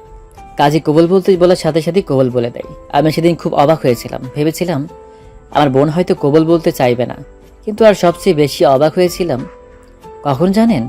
বিদায় নেওয়ার সময়। আমার বোন আমার বাবাকে বলেছিল আজ থেকে তার কোনো মেয়ে নেই, সে আমাদের সবার কাছে মৃত। তখন আমি বুঝতে পেরেছিলাম আমার সেই ছোট্ট হাসি খুশি বোনটা হৃদয়ে প্রচুর আঘাত পেয়েছে। এই আঘাত হয়তো দেখা যায় না, যার আঘাত সেই দেখতে পারে, বুঝতে পারে। আমার বোনটা আঘাত পেয়ে পাথর হয়ে গেছে, তার এই সত্য হৃদয়টা এত আঘাত নিতে পারিনি, তাই হয়তো এমন বাবা হয়ে গেছিল সেদিন। মনে হয়েছিল কোনো কাঠের বোতল। তার উপর বউ ভাতের দিন আমরা সকলে ওর বাড়িতে গেলেও ওকে আমরা আমাদের বাড়িতে আনতে পারিনি। এভাবেই কেটে গেল 6 মাস। 6 মাস কোনো খোঁজ খবর ছিল না। বিয়ের পর একবার আমাদের বাড়িতে আসেনি, কারোর সাথে যোগাযোগ করেনি। একদিন মা খুব কান্নাকাটি করেছিল, আমাকে যেতে বলে ওই বাড়িতে। আমার অনেক দেখার ইচ্ছে হলো ছোট্ট বোনটাকে।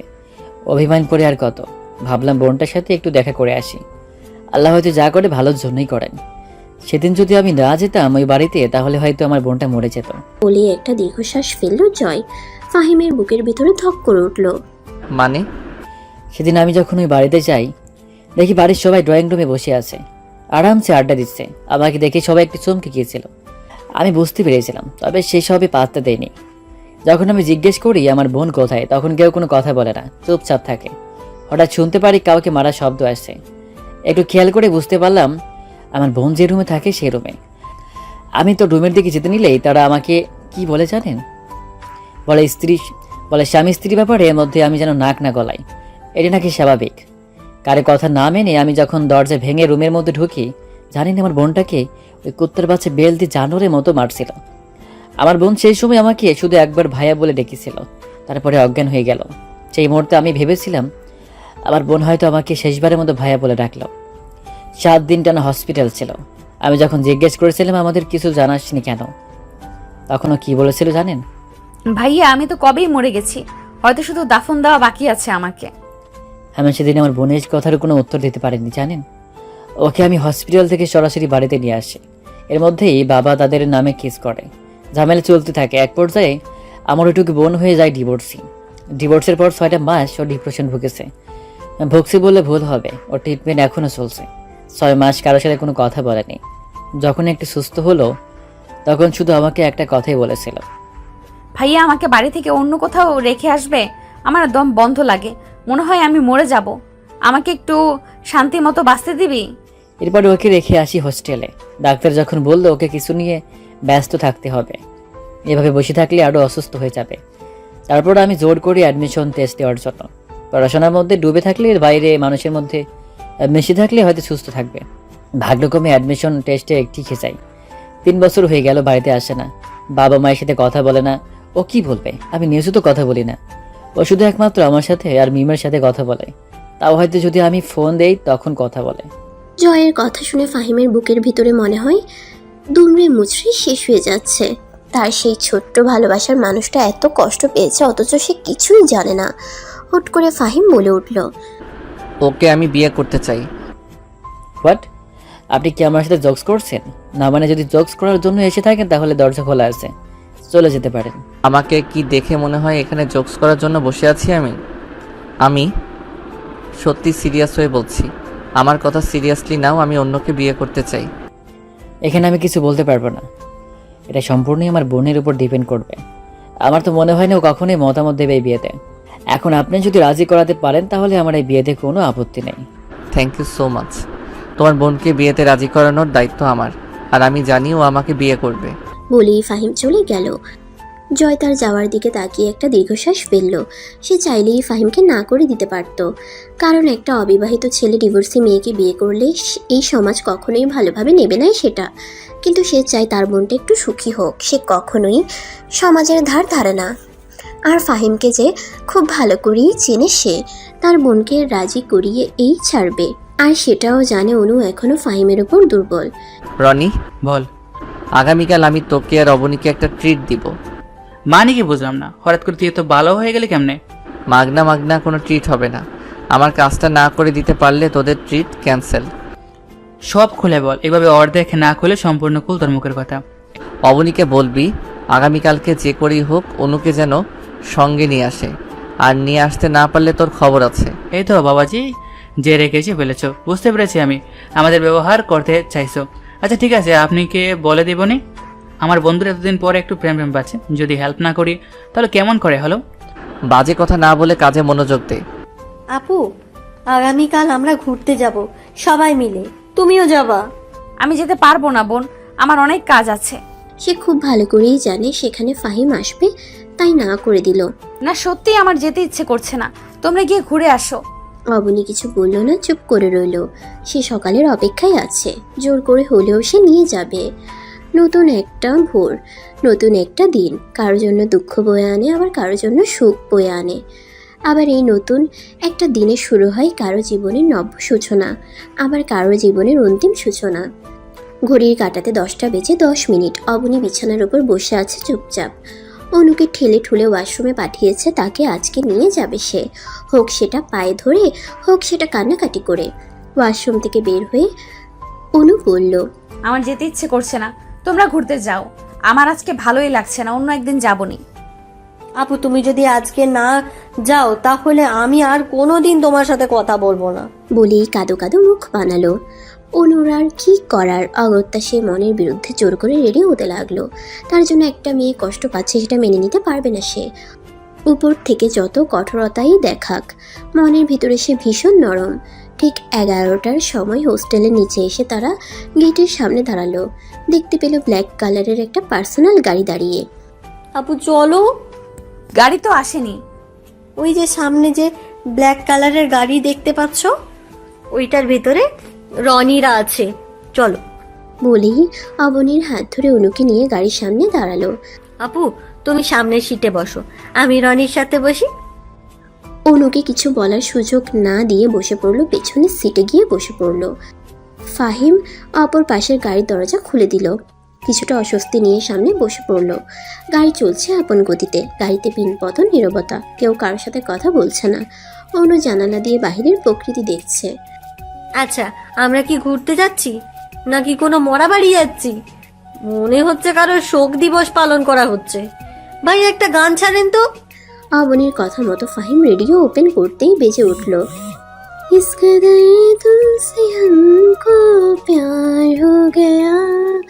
প্রায় 2 ঘন্টা জার্নি করার পর তারা ঢাকার বাইরে কিছুটা গ্রাম এলাকায় একটা রিসোর্টে চলে আসলো। গাড়ি থেকে বের হয়ে সবাই আগে রেস্টুরেন্টে ঢুকলো খাবার খাওয়ার জন্য, কারণ প্রায় দুপুর 1টা বেজে গেছে। খাওয়া দাওয়া শেষ করে রনি আর অবনী দুজনেই বাইরে বের হয়ে গেল।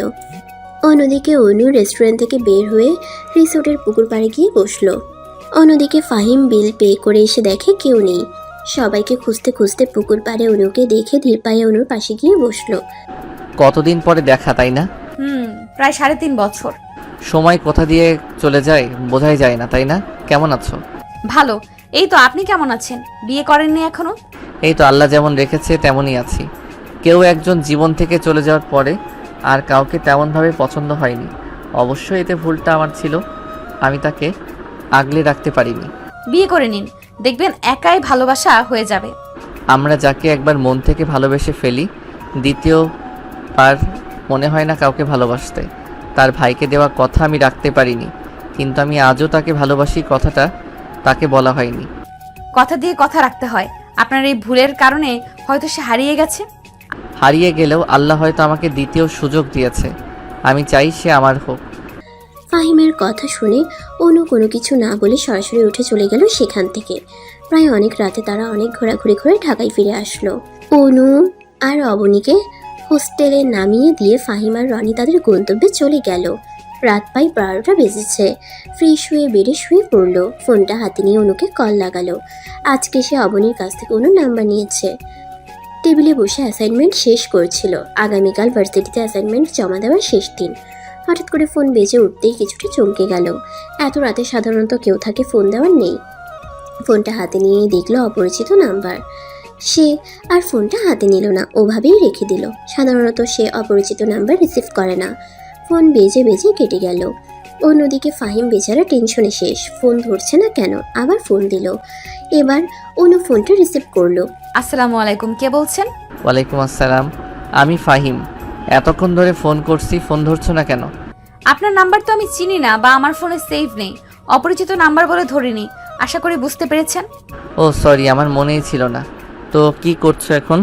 তার আগে বলেন আমার নাম্বার আপনি কোথায় পেলেন? আপনাকে কে দিল আমার নাম্বার? আমার আশেপাশে অনেক মানুষ আছে, তাদের থেকে নিয়েছি। আমি চাইলে তোমার থেকেও নিতে পারতাম, কিন্তু দেইনি। এত রাতে আমাকে ফোন দিবেন না। আমি তোমার কথা শুনবো কেন? আমি আমার মন মর্জি মতো চলবো। আমার যদি ইচ্ছে হয় ফোন দেবো, ইচ্ছে না হলে দেবো না। এখন বলো কি করছো? অনু খানিকটা বিরক্তি নিয়ে বলল, যে অ্যাসাইনমেন্ট করতেছি। এত রাতে অ্যাসাইনমেন্ট করতে হবে? এতদিন কি করেছো? এখন কাজ বাদ দিয়ে ঘুমাও, তা না হলে শরীর খারাপ করবে। বেশি রাত জাগা ভালো না স্বাস্থ্যের জন্য। ফর ইউর কাইন্ড ইনফরমেশন, আমার অ্যাসাইনমেন্ট প্রায় শেষের দিকে। আজকের দিনে শেষ হয়ে যেত, কিন্তু অবনী আমাকে জোর করে ঘুরতে নিয়ে গেছে। আর আমি জানি এই ঘুরতে নিয়ে যাওয়ার প্ল্যান আপনার। তাই এখন আমাকে রাত জেগে অ্যাসাইনমেন্ট করতে হবে। রাত জাগা ভালো না, স্বাস্থ্যের জন্য ক্ষতিকর। সেটা আমি খুব ভালো করেই জানি, সেটা আপনাকে মনে করিয়ে দিতে হবে না। বলেই অনু ফোনটা কেটে দিল। তারপরে একটা দীর্ঘশ্বাস ফেলে নিজের কাজে মনোযোগ দিল। অন্যদিকে ফাহিম ঘুমিয়ে পড়েছে, তারও অনেক কাজ আছে। সকালবেলা ভোরে ফোনের শব্দে অনুর ঘুম ভাঙলো। ফোনটা কানে নিয়ে বলল, কে বলছেন? ঘুম থেকে ওঠো, উঠে ফ্রেশ হয়ে কিছু খাবার খেয়ে ভার্সিটিতে চলে যাও। দেরি হয়ে যাবে, তা না হলে 9:30 বেজে গেছে। 10টার দিকে তোমার ক্লাস, তা না হলে ক্লাস মিস যাবে তো। অনু কিছু বলতে যাবে, তার আগেই মনে হলো 9:30 বেজে গেছে। তাড়াতাড়ি করে উঠে ফোনটা হাতে নিয়ে দেখলো সত্যি সত্যি 9:30 বেজে গেছে। ফাহিমের প্রশ্নের কোনো প্রতি উত্তর না করে ফোনটা কেটে দিল। কি হলো, এইভাবে মুখের উপর ফোনটা রেখে দিল কেন? তোর ফোন রেখে দেবো না? 9:30 বেজে গেছে, বেচারা রেডি হবে বাসের জন্য, নাকি তোর সাথে কথা বলবে? আসলে সত্যিই তো। ক্লাস শেষে টিউশনিগুলো করিয়ে ক্লান্ত শরীর নিয়ে হোস্টেল রুমে ঢুকলো।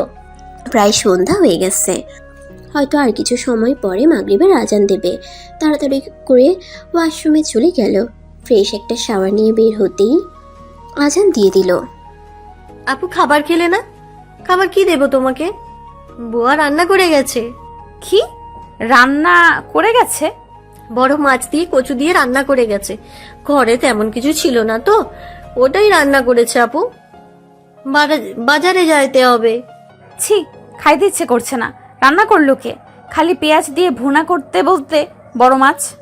আমি নিজেও তো ছিলাম না, তাই বুয়া কাউকে কিছু না বলে রান্না করে রেখে চলে গেছে।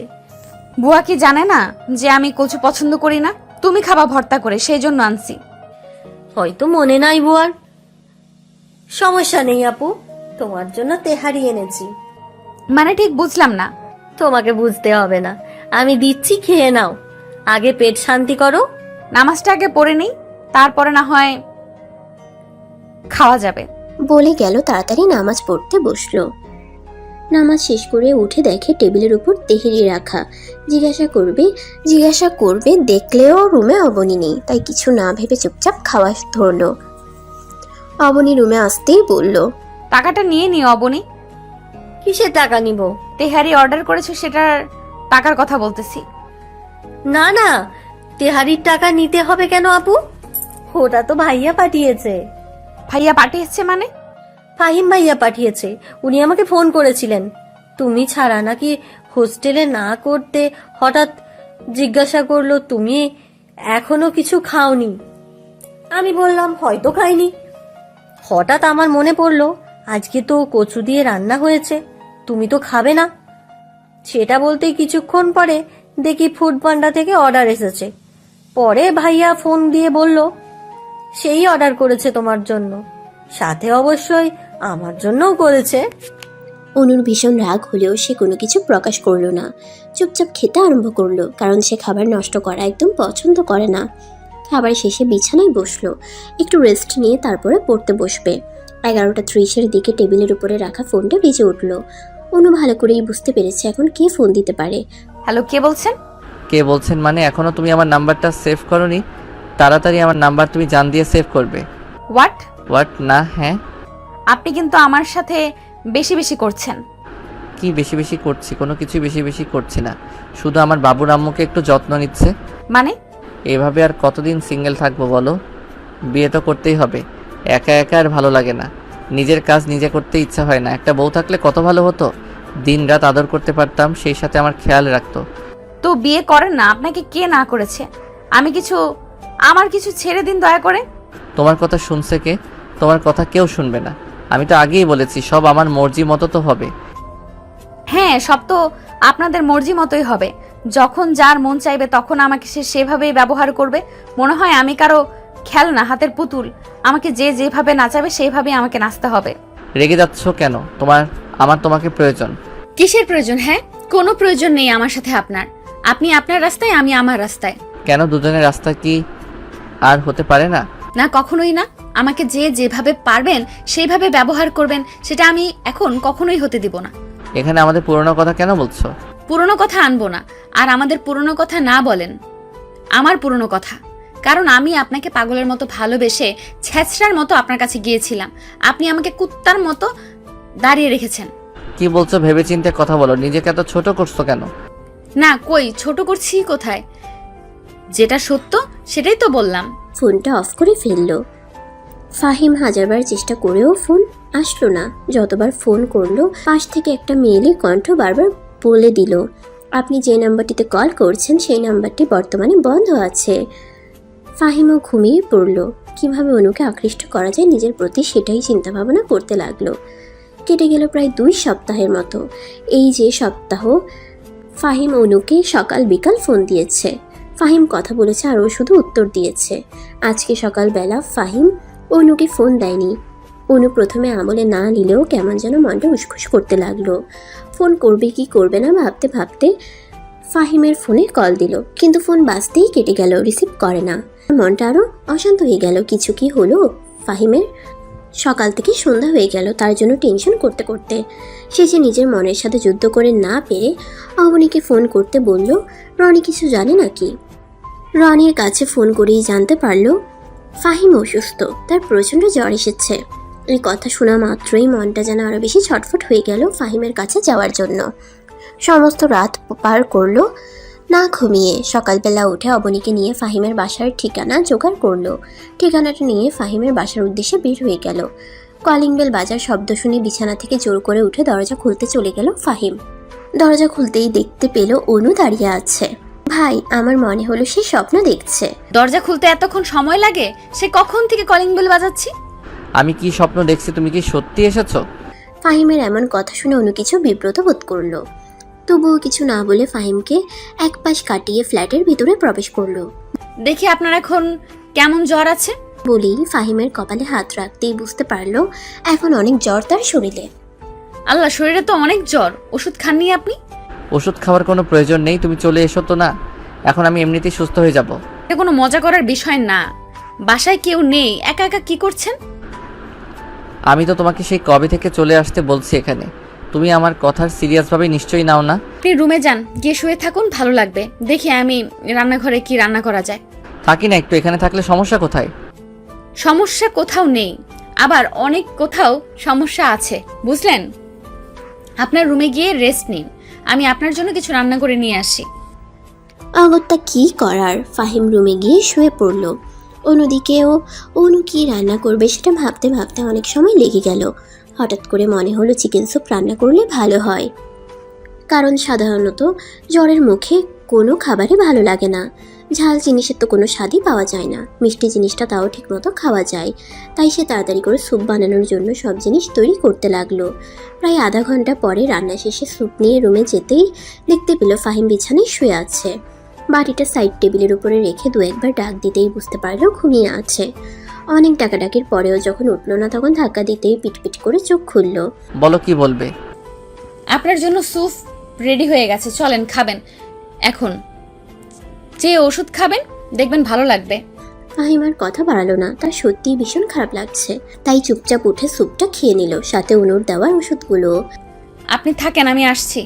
চলে যাচ্ছ? না, আপনি ঘুমান, আমার কিছু কাজ আছে। চলে গেলে আপনাকে বলেই যাব। কিছুক্ষণ পরে হাতে একটা মাথা ব্যথা মলম নিয়ে অনু রুমে প্রবেশ করলো। দেখলো ফাহিম মাথায় হাত রেখে চুপচাপ শুয়ে আছে। হঠাৎ মাথায় কারো ঠান্ডা হাতের স্পর্শ পেতেই চোখ তুলে তাকালো। দেখলো অনু কিছু একটা মাথায় লাগিয়ে দিচ্ছে। কি করছো কি? আপনার চোখ দুটো কি লাল হয়ে আছে? দেখে তো মনে হচ্ছে মাথা প্রচন্ড ব্যথা করছে, তাই মাথা ব্যথার জন্য মলম নিয়ে আসলাম। আপনি চোখ বন্ধ করে ঘুমানোর চেষ্টা করুন, আমি মাথায় মালিশ করে দিচ্ছি, দেখবেন ভালো লাগবে। ফাহিম চুপচাপ চোখ বন্ধ করে নিল। সেই সাথে প্রেয়সীর হাতের স্পর্শগুলো অনুভব করতে লাগলো। তার মনে হচ্ছে অনুর হাতে মনে হয় জাদু আছে। মাথা ব্যথা ধীরে ধীরে কোথাও যেন উধাও হয়ে যাচ্ছে। বেশ কিছুক্ষণ মাথা মালিশ করে দেওয়ার পরে অনু উঠে দাঁড়ালো। ফাহিমের ধীরে ধীরে শ্বাস নেওয়াই বুঝিয়ে দিচ্ছে সে গভীর ঘুমে মগ্ন। অন্যদিকে মাথা মালিশ করে দিতে দিতে তার হাত ব্যথায় অবস্থা খারাপ। হঠাৎ খেয়াল হলো ফাহিম হালকা হালকা ঘামছে। বুঝতে আর বাকি রইল না, জ্বরটা ধীরে ধীরে কমে যাচ্ছে। তাই হালকা স্পিডে ফ্যান দিয়ে সে চলে গেল পড়ে থাকা কাজগুলো কমপ্লিট করতে। একে একে সব কাজ শেষ করলো। রান্না বান্না, ঘর গোছানো, ঘর মোছা, থালা বাসন পরিষ্কার করা, সব কিছু করে সোফায় বসতেই দেখতে পেল প্রায় 3টা বেজে গেছে। উঠে ফাহিমের রুমের দিকে রওনা দিল। সে কখন ঘুমিয়েছে। ফ্রেশ হয়ে দুপুরের খাবার খাওয়াতে হবে তাকে। রুমে প্রবেশ করতেই দেখলো ফাহিম ওয়াশরুম থেকে শাওয়ার নিয়ে বের হচ্ছে। ও, আপনি তাহলে ঘুম থেকে উঠেছেন? আমি ভাবলাম হয়তো ওঠেননি, তাই ডাকতে আসলাম। শাওয়ার নিয়েছেন? একটু আগে ঘুম থেকে উঠে দেখি একদম ঘেমে একাকার হয়ে গেছি, তাই ভাবলাম একেবারে শাওয়ার নিয়ে করে আসি। এখন একটু ফ্রেশ লাগছে। খুব ভালো হয়েছে। শরীরে এখন জ্বর কেমন? মনে হচ্ছে জ্বর নেই, প্রিয় মানুষের সেবা পেয়ে জ্বর চলে গেছে। ফাহিমের কথাটাই অনু কিছুটা লজ্জা পেল। চলুন, খেতে চলুন। ম্যাডামের কি আমার উপর থেকে অভিমানটা কমেছে নাকি এখনো অভিমান আছে? তবে আমার কেন যেন মনে হচ্ছে ম্যাডামের অভিমান কমে গেছে, তা না হলে এতক্ষণ ম্যাডাম এখানে থাকতেন না। চলেন তো, আগে খাবার খাবেন, তারপরে বাকি সব কথা। দুজনে একসাথে খাবার টেবিলে বসতেই হঠাৎ করে কলিং বেল বেজে উঠল। এখন এই সময় কে আসবে? কারো তো আসার কথা না এই সময়। আচ্ছা, আপনি বসুন, আমি দেখছি কে এসেছে। অনু গিয়ে দরজা খুলে দিতেই দেখলো একটা মেয়ে। আপনি কে? অনু কি বলবে ভেবে পাচ্ছে না। ঐশী অনুকে পাত্তা না দিয়ে সরাসরি রুমের ভিতরে ঢুকে গেল। অনু দরজা বন্ধ করে ঐশীর পিছনে পিছনে আসলো। তার মনে কেমন যেন উল্টাপাল্টা চিন্তা হচ্ছে। চিন্তা করতে চাচ্ছে না, তবুও যেন চিন্তাগুলো জেঁকে ধরে সে মস্তিষ্কে। তোমার নাকি অনেক জ্বর ফাহিম, ভাবি বলল, কিন্তু ভাবির শরীরটা খুব বেশি ভালো না, তাই আমাকে পাঠিয়ে দিল। এই সময় ঐশীকে এখানে দেখে কিছুটা বিরক্ত হলেও প্রকাশ করলো না। অন্যদিকে ঐশীর কথা শুনে অনু কিছুটা নিশ্চিত হলো মেয়েটা ফাহিমের বোনের ননদ। কিন্তু তুমি করে বলছে কেন? ভদ্রতার খাতিরে বলে উঠল। ঠিক সময় এসে পড়েছে, মাত্রই আমরা খেতে বসছিলাম, চলো সবাই একসাথে খাওয়া যাক। ফাহিম কথাটা বলার ঐশী কোনো দিনই না করে বসে পড়লো খাওয়ার জন্য। যদিও সে বাড়ি থেকে খেয়ে এসেছে, তবুও বসে পড়লো। অনু তোমার সাথে পরিচয় করিয়েছেন, ও হচ্ছে ঐশী আমার বড় আপুর ননদ, আর ও হচ্ছে অনু আমার স্টুডেন্ট। পরিবেশ ভালো করে বুঝতে পারবে ফাহিম ইচ্ছে করেই পরিচয়টা দিয়েছে, যাতে করে ঝামেলা না হয়। সে এখন আগের থেকে অনেক বুঝতে হয়েছে। আর কথা না বাড়িয়ে চুপচাপ সবাই খেতে বসলো। খাওয়া শেষে সব জিনিসপত্র রান্নাঘরে নিয়ে গেল। ঐশী চলে গেল ফাহিমের রুমে। ঐশীকে তার রুমে দেখে ফাহিম চুপি চুপি বের হয়ে এলো। রান্নাঘরে গিয়ে দেখলো অনু সবকিছু পরিষ্কার করছে। পিছন থেকে ফাহিম বলল, রাগ করেছো? কেন রাগ করব? এই যে ওর সামনে তোমাকে তোমার ছাত্রী হিসেবে পরিচয় করিয়ে দিলাম, আমি চাই না তোমার দিকে কেউ আঙুল তুলুক। সেটা আমি খুব ভালো করেই বুঝতে পেরেছি, তাই আপনাকে এটা নিয়ে বেশি ভাবতে হবে না। আমি রাগ করিনি। কিছুক্ষণ গল্প করার পরে হঠাৎ অনু বলে উঠল, সন্ধ্যা হয়ে যাচ্ছে, আমরা যাওয়া দরকার। দেরি হয়ে গেলে আবার সমস্যা হবে। ঐশী তাহলে তুমিও আমার সাথে চলে যাও, সন্ধ্যা হয়ে গেছে, দুজনকে হতে একই দিকে যাবে। ফাহিমের কথা শুনে ঐশীও সম্মতি জানালো, যদিও তার যাওয়ার ইচ্ছা ছিল না, তবুও মুখের উপর এভাবে বললে তো না করা যায় না, তাই রাজি হয়ে গেল। ফাহিম তাদেরকে গাড়িতে উঠিয়ে দিল। মনে মনে ভয় হচ্ছে যদি দুজনের মধ্যে কোনো কথা হয়, অনু যদি আবার তাকে ভুল বুঝে, শান্তি পাচ্ছে না। প্রায় 40 মিনিট পরে ফাহিমের ফোন আসলো। হ্যালো, তুমি পৌঁছেছো? আমি রাখছি, এখন ফ্রেশ হব, ভালো লাগছে না। ফোনটা রেখে দিতেই ফাহিম স্বস্তির নিঃশ্বাস ফেলল। অনুর স্বাভাবিক কথা শুনে বুঝতে পেরেছে দুজনের মাঝে তেমন কোনো কথা হয়নি। সেদিনের পর থেকে কেটে গেছে আরও প্রায় 1 মাস। এই 1 মাসে বদলে গেছে অনেক কিছু। ফাহিম আর অনুর দুজনের সম্পর্কে উন্নতিও ঘটেছে, যদিও এখনো ভালোবাসি বলা হয়নি, তবুও দুজনের অনুভূতি বুঝতে পারে। আপনি কোথায় আছেন? এই তো তোমার হোস্টেলের নিচে পৌঁছে গেছি, নিচে চলে আসো। ফোন রেখে দিয়ে অবনীকে বলে অনু চলে গেল। সেই কখন থেকে রেডি হয়ে বসে আছি, আর আপনি এখন আসলেন? আমার তো আর মনে হচ্ছে এক্ষুনি উড়ে চলে যাই না, আমি তো ফুপি হচ্ছি। অনুর কথা শুনে ফাহিম মুচকি হাসলো। এত তাড়াহুড়ো করা ভালো না, ইনশাল্লাহ যাবেই তো। ছেলে বাবু হলে কি নাম রাখবো? ভাইয়া আমাকে বললো আমি যেন নাম ঠিক করি আমার পছন্দ মতো। তোমার ভাইয়ের ছেলে বা মেয়ে যেটাই হোক, সেটার নাম ঠিক করার দায়িত্ব তোমার, তাই তুমি তোমার ইচ্ছা মতো নাম ঠিক করো। ঠিক আছে, আমি তাহলে কিছু আরবি সুন্দর সুন্দর নাম বের করব, সেখান থেকে যেটা পছন্দ হয় সেটাই রেখে দেব। রেখে দিও। শোনো, বলেন। আমি তো আপুদের বাসায় যাচ্ছি, তুমি তোমার বাড়িতে গিয়ে সবার সাথে সময় কাটাবে, ঠিক আছে? একা একা হোস্টেলে ফিরে যাবে না। আমি তাড়াতাড়ি ওইখান থেকে চলে আসব, যাওয়ার সময় তোমাকে নিয়ে যাব, বুঝতে পেরেছো? আমার জন্য ওয়েট করো। এখন আসি তাহলে। বাই। আচ্ছা ঠিক আছে, তাহলে আসি। কলিং বেল বাজতেই মিম গিয়ে দরজা খুলে দিল। সাথে সাথে কেউ একজন তাকে শক্ত করে জড়িয়ে ধরলো। কংগ্রাচুলেশন আমার বেস্ট ফ্রেন্ড, নতুন নতুন মা হওয়ার জন্য অনেক অনেক শুভকামনা, সেই সাথে আমাকে ফুপি হওয়ার সুযোগ করিয়ে দেওয়ার জন্য অনেক অনেক ভালোবাসা। হইছে, এখন ছাড়। তুই যে আসবি তোর ভাইয়াকে তো বলিসনি, ও তোকে কিছুই বলবে না। ভাইয়াকে বললে সারপ্রাইজ কেমন করে হতো? আর আজকে তো ছুটির দিন, ভাই তো বাসায় থাকবে, সেটা আমি নিশ্চিত। তোর মাথায় বেশ ভালো বুদ্ধি। তোর ভাইয়ার রুমে। বৌমা কে এসেছে? মনে হচ্ছে কেউ কথা বলছে। বলতে বলতেই ড্রয়িং রুমে এসে দেখে অনু দাঁড়িয়ে আছে। চোখ দুটো ছলছল করে ওঠে। কতদিন হলো মেয়েটাকে দেখে না। ওখানে ওভাবে কতক্ষণ দাঁড়িয়ে থাকবে বৌমা? ভেতরে এসে ওকে নিয়ে। কেমন আছিস মা?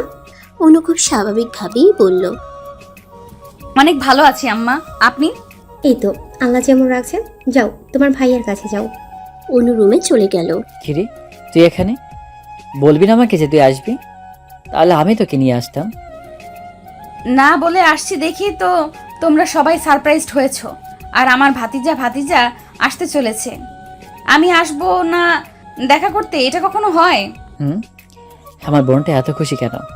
কারণ তোমার বন্ধু কি হতে যাচ্ছে?